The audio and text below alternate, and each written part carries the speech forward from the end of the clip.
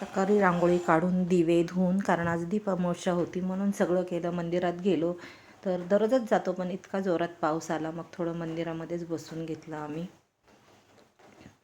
घरी आल्यानंतर पूजेसाठी कापण्या केल्या देवाला नैवेद्य दाखवण्यासाठी.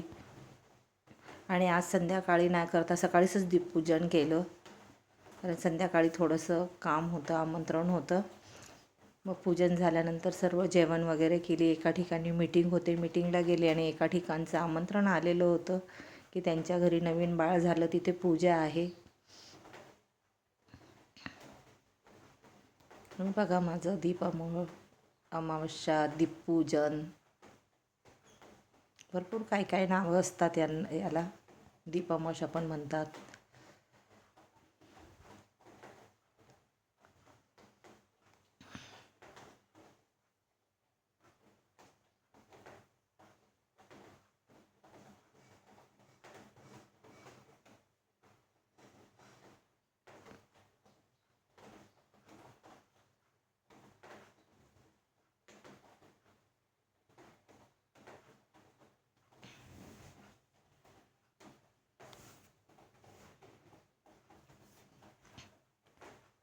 मग घरी आल्यानंतर पूजेचं आमंत्रण होतं, पूजेला गेलो आम्ही.